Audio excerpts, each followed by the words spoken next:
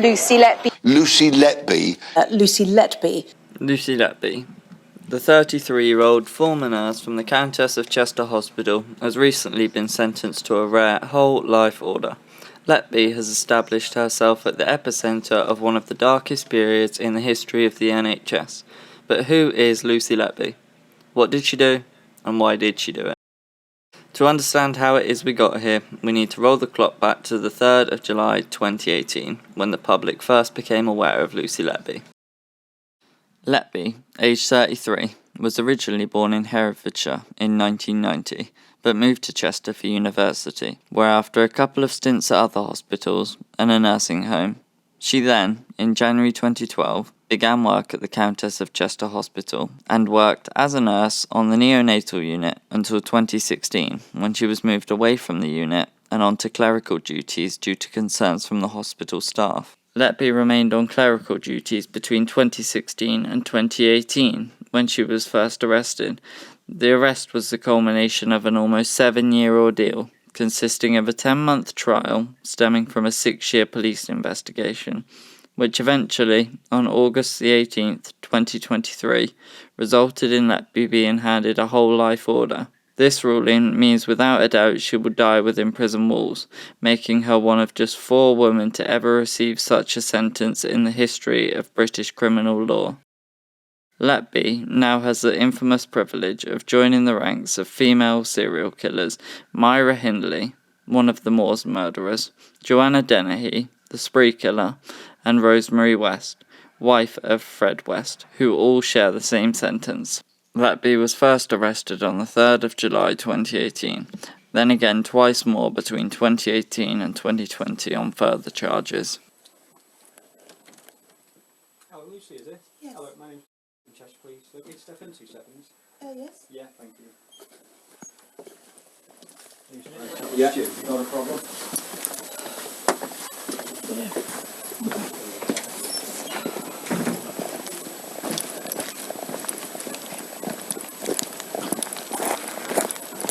I'm going to put you in the back seat over here. Hold on, man. Yes. Get the seat. Okay, just take a seat in there for me, Lucy. I'll move that seat forward a bit. Shortly. Yeah, I've just had knee surgery. So. Oh, right, okay. At court, she was faced with a total of 22 counts. After a 10-month trial, Letby was found guilty of 7 murders and 6 attempted murders, all of newborn babies, with the prosecution being unable to prove the remainder of the charges. All of this making Lucy Letby the most prolific child killer in British history. In a last final act of defiance and control, she refused to come back to the dock to hear her sentencing and victim impact statements, obstructing the victims' families from looking her in the eyes and telling them this story, refusing to give them any type of peace and closure. Letby is currently being housed in HMP Low Newton, near Durham, whereby after a period of segregation, she will be allowed to mix with other prisoners. But as her crimes are so heinous, she may end up becoming a target for other inmates. So unless something changes, such as security issues, this is where she will spend the rest of her days, and eventually perish within those walls, with 0 chance of release. There was never any definitive, tangible evidence against Letby, such as CCTV of any of the attacks. It was many small pieces of circumstantial evidence pieced together to paint a picture, with the strongest evidence being shift pattern analysis that found that she was the only nurse on shift for each and every one of the incidents.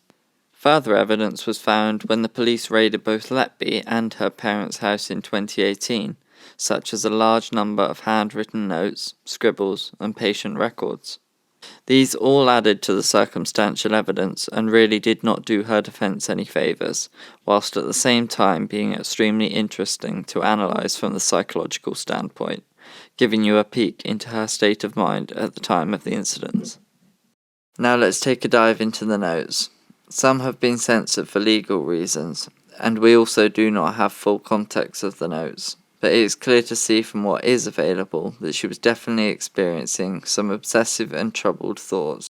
In some cases, we can see that they are simply single words jotted down, sometimes repeatedly, and are most likely key words to remind her of particular things she may need to give more thought to, or things she needs to remember, such as crime numbers. In others, Letby begged for help and what looks like clear suicidal ideation, writing, "Help me, die, I don't want to do this anymore." And, "I really can't do this anymore. I just want life to be as it was. I want to be happy in this job that I loved and felt a part of. Really, I don't belong anywhere. I am a problem to those who do know me, and it would be much easier for everyone if I just went away. I wish I could just give myself a break and go away for a bit." Even going on to write in one note, "Kill me." In one particular note, she explicitly states, "I killed them on purpose because I'm not good enough," and "I am evil, I did this." Some of the notes are longer and much harder to read. They consist mostly of words written repeatedly, such as Smudge and Tigger, who were her two cats. Feel free to pause the video to analyse the notes in more detail. So as we can see from the notes, Letby expresses a whole range of thoughts and emotions, and while she would need a trained psychiatrist to give a medical diagnosis, even to the untrained eye, it is clear that Letby is struggling with severe mental health issues and experiencing a wide range of emotions. Other paperwork found was both handover sheets and hospital records regarding the drugs for the specific children that she attacked. Letby claims they ended up in her pocket at the end of the shift, and she found it hard to throw things away. Although due to the outcome of the trial, we can presume the jury weren't convinced. When examining Letby's phone, it was also found that she stalked 11 of the affected families, not only at the time of the events, but also checked in as time went on. On the day of one of the children's funerals, she sent a card to the parents of the child she murdered. Not only that, but she kept a picture of this card on her phone. All of these actions are similar to the trophy keeping we see in serial killers, so that they are able to relive the moment later down the line. There are no words to make this time any easier. It was a real privilege to care for baby I and get to know you as a family. A family who always put baby I first and did everything possible for her. She will always be a part of your lives, and we will never forget her. Thinking of you today and always. Sorry I cannot be there to say goodbye. At this point in the video, I wish to briefly state that baby I, who was attacked a total of 4 times by Letby, must have been so incredibly strong to survive 3 prior attacks, and to know that Lucy was not satisfied with just one attack, but had to keep going and going, showing absolutely no mercy until the tiny defenseless baby had no more fight to give. To win a criminal case, the prosecution doesn't have to provide a motive, although it does impact the jury if there are motives put forth, as it is easier for the jury to then see the reasoning behind the alleged actions. In this case, there was not one single piece of tangible evidence, such as CCTV video of an attack. They did, however, put forth a number of motives, such as the crush on Dr. A, who we will dive into further in the video, mental health issues such as a hero complex or Munchausen by proxy. It was even suggested that Letby was excited by the drama unfolding around her, but none of these were proven. In the coming years, psychiatrists will no doubt try to get into the mind of Lucy Letby, and hopefully, one day we can hear it from her own mouth, in her own words, what really drove her from the regular girl next door to Britain's most prolific child serial killer. Not only to get inside Letby's mind, but also so that in future we can put protocols in place to better protect babies and patients. Although at the moment she remains tight-lipped, most likely in the hope of an appeal. As mentioned earlier, the motive of a relationship with an individual only known as Dr. A was put forth. It was said that Letby had an affair with this married doctor, with him being described as her boyfriend in court. Whilst Letby denies this, stating they were just friends, but that she loved him as a friend. It was also revealed in court through text messages that they went on trips to London together, had dinner dates, and texted late into the night on many occasions. It has been said that the only time Letby showed any strong emotions during the trial was when Dr. A came into the courtroom to give testimony.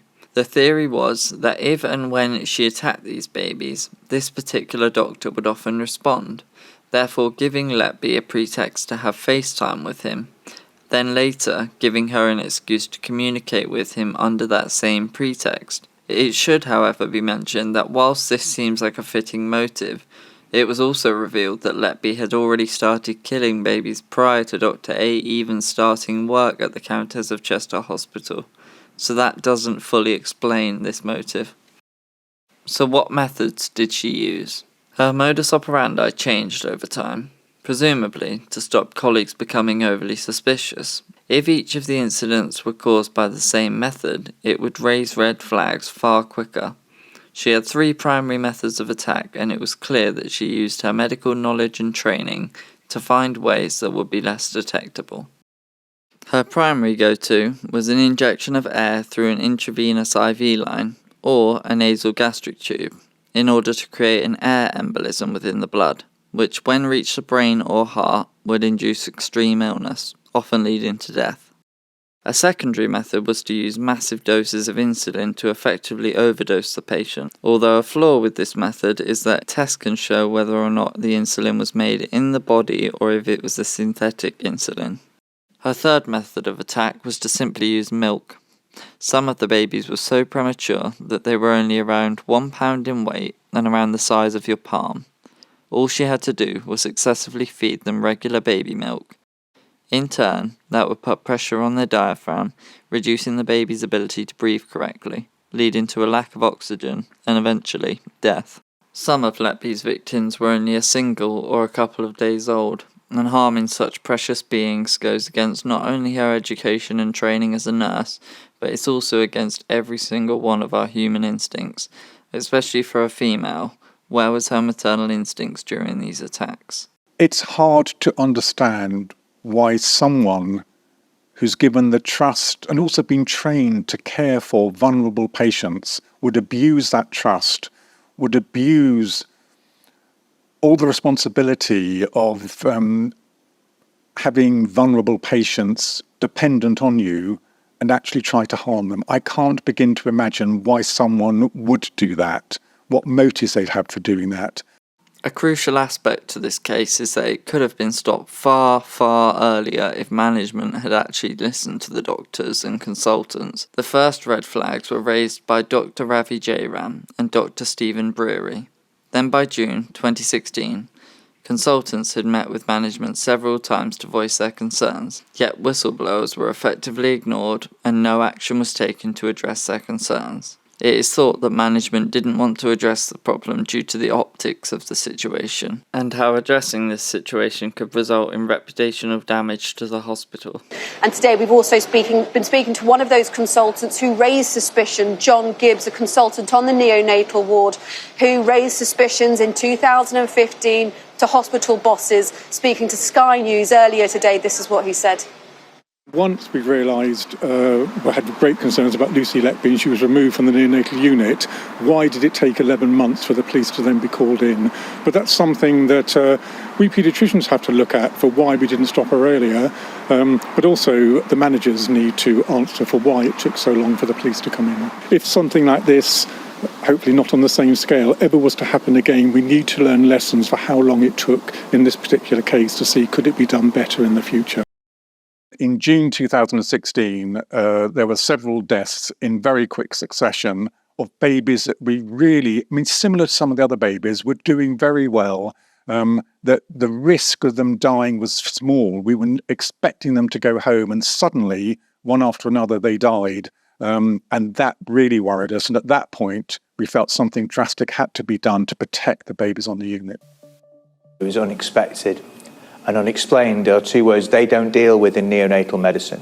If a child collapses, it's usually explainable, and it's usually always expected. The key aspect of this investigation has been always asking ourselves, who else could it be, if not her, and what else could it be? Letby was smart and picked her targets carefully, targeting premature, vulnerable and ill babies. where it is expected that a certain percentage will no doubt die. But that can only go on for a certain period of time before statistical analysis will show significant rises in cases of deaths on the ward, and when that happens, people will begin to question the reason for the rapid rise in infant mortality. So in this respect, it was also incredibly naive to think that death records and statistics in each hospital wouldn't be closely monitored. Immediately following Letby's removal from the unit, the unexplained death ceased to occur. Even knowing this, whilst Lucy was still on clerical duties from 2016 to July 2018, management still repeatedly attempted to get Letby back onto the unit until she was arrested in July 2018. She was then suspended with full pay. It was only in November 2020, over 2 years after the first arrest, that she was eventually fired from the hospital. This just goes to show the willingness of management to engage in cover-ups for the benefit of the hospital at the cost of patient safety, something that should no doubt be explored in the inquest, to ensure that not only does that not happen again, but that protocols are put in place so that it cannot happen again. One of the key changes that were advised by the doctors on the unit at the time was to install CCTV in all sensitive areas. From here, we can expect two things to occur: an inquest and further police investigations.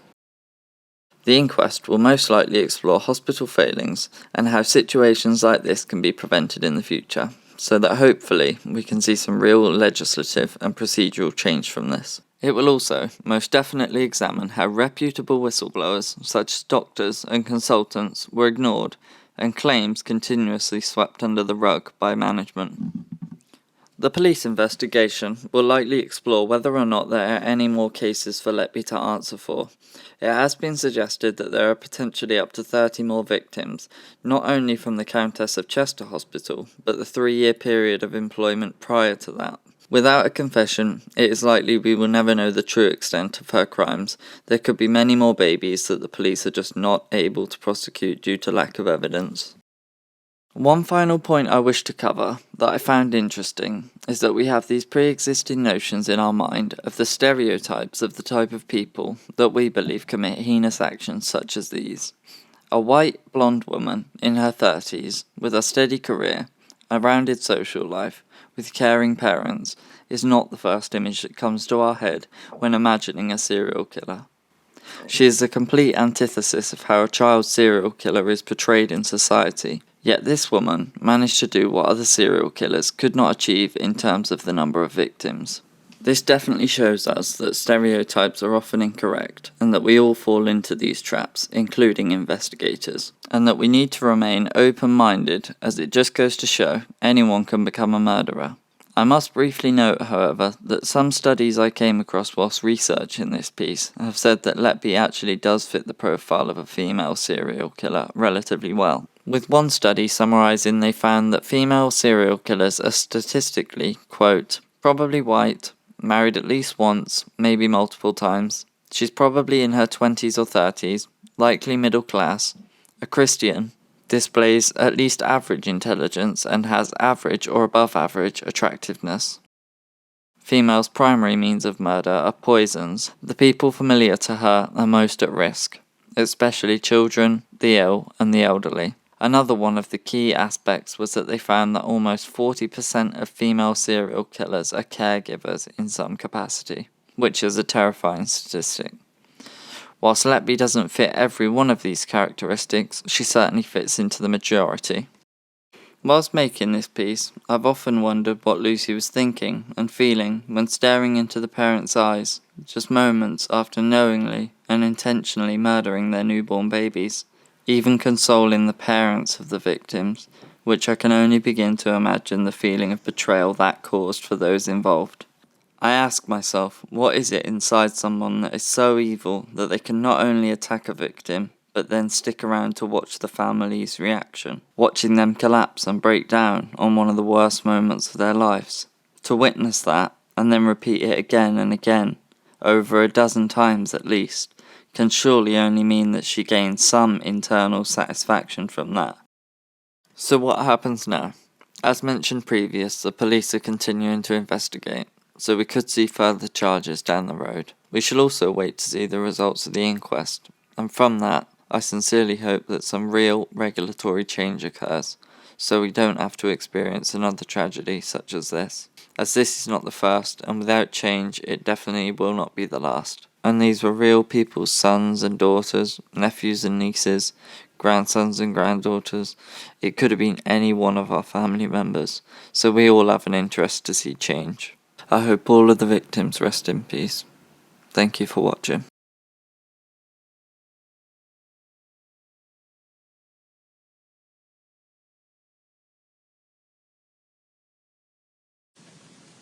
By their nature and number, such murders and attempted murders by a neonatal nurse entrusted to care for them are offences of very exceptional seriousness. The damaging impact of your actions on others working at that hospital, including those who numbered you as a friend, betraying their trust and creating upset and suspicion, as well as eroding confidence in clinicians and nurses generally, aggravates their seriousness. Lucy Letby, offences of murder, and the 7 offences of attempted murder, I sentence you to imprisonment for life. Because the seriousness of your offences is exceptionally high, I direct that the early release provisions do not apply. The order of the court, therefore, is a whole life order on each and every offence, and you will spend the rest of your life in prison.